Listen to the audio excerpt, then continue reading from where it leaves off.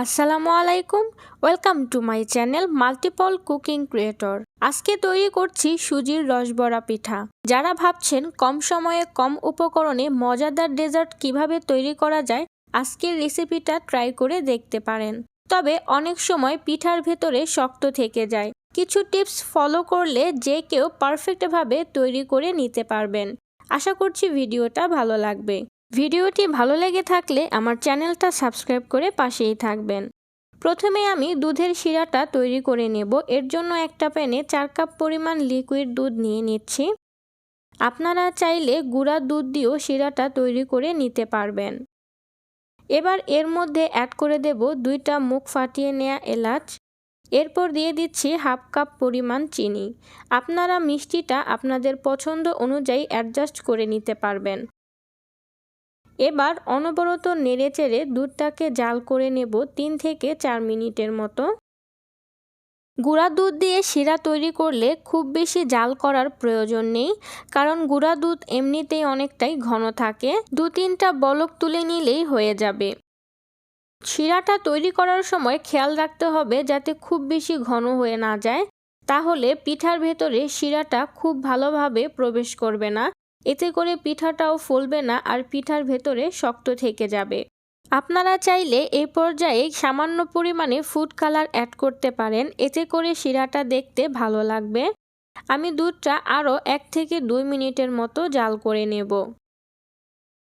1.5 থেকে 2 মিনিট জাল করে নেওয়ার পর এর মধ্যে অ্যাড করে দিচ্ছি সামান্য পরিমাণে লবণ। যারা মিষ্টি খাবারে লবণ পছন্দ করেন না তারা চাইলে অ্যাভয়েড করতে পারেন। শিরাটা আর জাল করব না। চুলাটা বন্ধ করে ঢাকনা দিয়ে ঢেকে এক সাইডে রেখে দেব। শিরাটা যদি ঠান্ডা হয়ে যায় তাহলে পিঠা দেওয়ার আগে পুনরায় আবারও জাল করে গরম করে নিতে হবে, তা না হলে পিঠার ভেতরে পারফেক্টভাবে শিরাটা ঢুকবে না। এবার চলে যাচ্ছি পিঠার ব্যাটারটা তৈরি করতে। এর জন্য একটা মিক্সিং বলে আমি 3টা ডিম ভেঙে নিচ্ছি। ডিমগুলো যদি ফ্রিজে থাকে তাহলে ফ্রিজ থেকে নামিয়ে রুম টেম্পারেচারে এনে তারপর ডিমগুলো দিয়ে পিঠা তৈরি করতে হবে।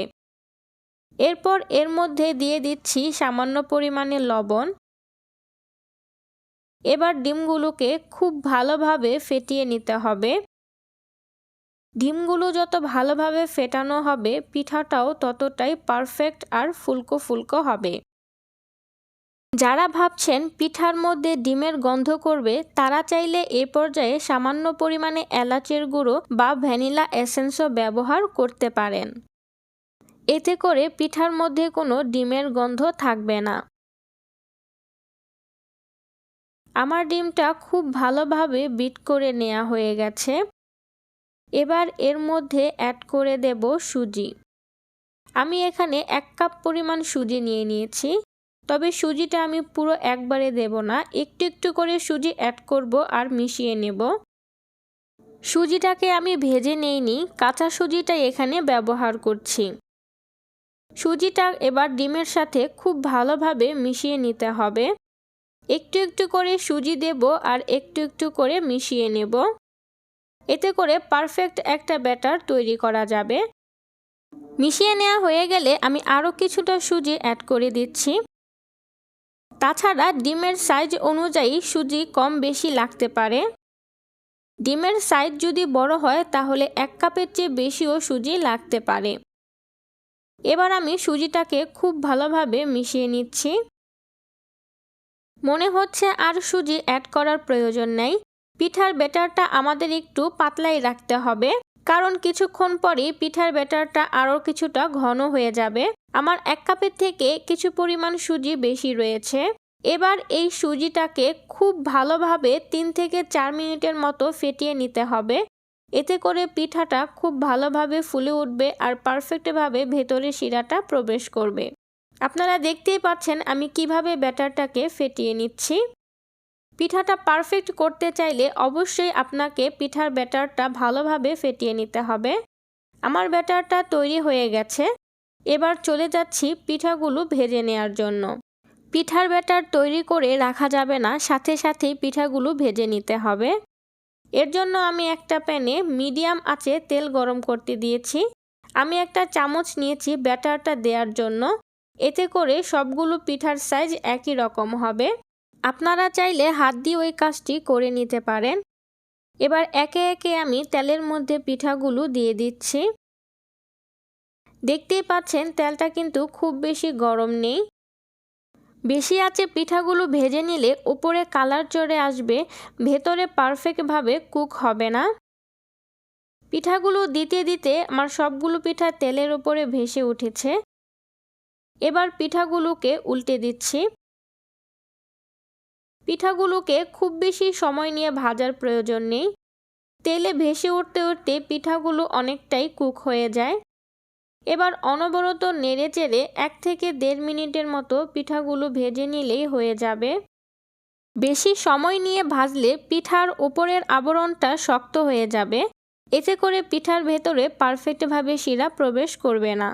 পিঠাগুলো ভেজে নেওয়া হয়ে গেছে। এবার আমি তেল থেকে পিঠাগুলোকে তুলে নিচ্ছি। পিঠা ভাজা হয়ে গেলে বেশিক্ষণ রাখা যাবে না। গরম গরম পিঠাগুলো গরম গরম শিরার মধ্যে সরাসরি দিয়ে দিতে হবে। শিরা যদি ঠান্ডা হয়ে যায় তাহলে কিন্তু পিঠার ভেতরে প্রবেশ করবে না। এবার পিঠাগুলোকে শিরার সাথে খুব ভালোভাবে মিশিয়ে নিচ্ছি। এবার ঢাকনা দিয়ে ঢেকে রেখে দেব কমপক্ষে 20 মিনিটের মতো। এতে করেই শিরাটা খুব ভালোভাবে পিঠার ভেতরে ঢুকে যাবে।